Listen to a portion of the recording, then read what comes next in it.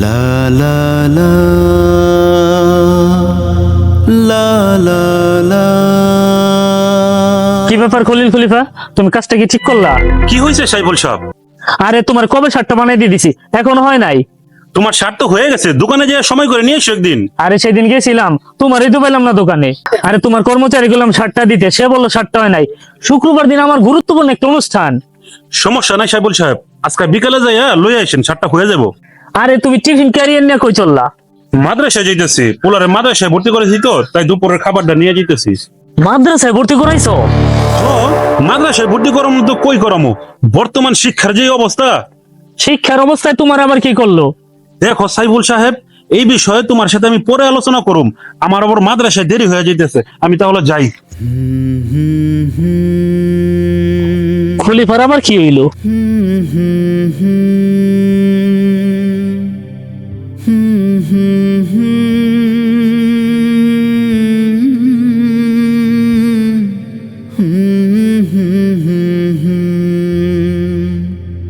লা লা লা লা লা লা। কিরে ইমন, তুই এখানে? আর অনেকদিন যাবত হলো তুই কলেজে যাইতাছস না, কি হয়েছে তোর? খুইলা ক দেখি।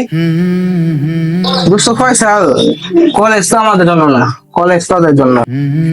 হঠাৎ করে তোর আবার কি হলো? তুই এরকম ভাবে কথা বলতাছস কেন? কি হয়েছে তোর? আমার খুইলা ক দেখি একটু। না রে দোস্ত, কলেজ আর যাবো না। কলেজের প্রতি অনীহা চলে আইছে, এখন রাজমিস্ত্রির কাজ করতেছি। তোরে তো আমি খুব ভালো করে চিনি, তুই তো এরকম না। তোর আসলে সমস্যাটা কি আমার একটু ক দেখি। দোস্ত, সারাটা বছর অভাবে সংসার তাই না, কষ্ট করে পড়ালেখা করি, শেষে পরীক্ষাটা দিয়া ভালো রেজাল্ট কইরাও ভালো কোনো ইউনিভার্সিটিতে অ্যাডমিশন পাই না। অ্যাডমিশন পাই কারা? যার চাচা মামা খালু আছে, তারা কিন্তু অত ভালো রেজাল্ট করে না, তারপরেও তারা অ্যাডমিশন পাওয়া যায়। আবার আমার খালতো ভাই এবার বিসিএস ক্যাডার পরীক্ষা দিছে, 18 বছর কত কষ্ট করছে, অভাবে সংসার, কিন্তু লাস্টে ফাঁস হলো তারা। প্রশ্ন ফাঁস হয়েছে, প্রশ্ন কিনা।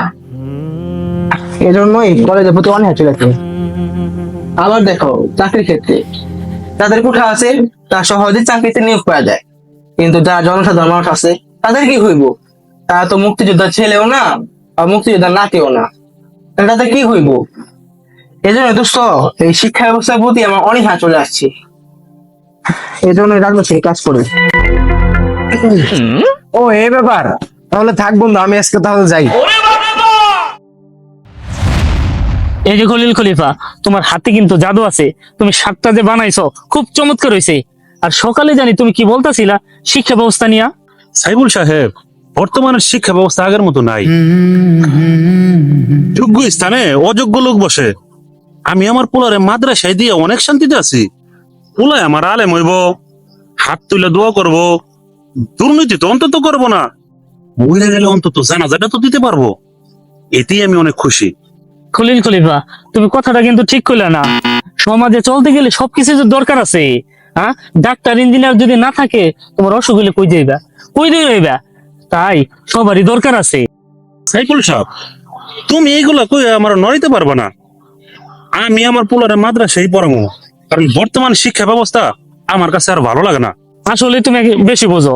হ্যাঁ, তুমি যে খলিফার কাজ করো, দর্জির মেশিনটা কে বানাইছে? যে কোনো একটা ইঞ্জিনিয়ার তো বানাইছে নাকি? আর তুমি অসুস্থ হলে কই যাও? হাসপাতালে যাও। তে তুমি এই শিক্ষা ব্যবস্থার ঘৃণা করতেছো, অবজ্ঞা করতেছো, এটা কিন্তু ঠিক না। আমি বেশি বুঝি না সাইফুল সাহেব, তুমি বেশি বুঝো। আমি আমার পোলারে মাদ্রাসায় পড়াবো, আর এই সিদ্ধান্তই আমি অটল থাকুম। তুমি বুঝবা কি শিক্ষার জ্ঞান? তোমার মাঝে শিক্ষার জ্ঞান আছে? শিক্ষার মূল্য তুমি বুঝো? এই ওসমান সাহেব, এদিকে হতো। কি হয়েছে ভাই? আচ্ছা ওসমান ভাই, মাদ্রাসায় পড়লে ভালো না স্কুল কলেজে পড়লে ভালো? অবশ্যই মাদ্রাসায় পড়লে ভালো। আপনারা শান্ত হন। দেখো, মাদ্রাসার পড়া আর স্কুল কলেজে পড়া এটা মুখ্য বিষয় না। মুখ্য বিষয় হলো সঠিক জ্ঞান অর্জন করা।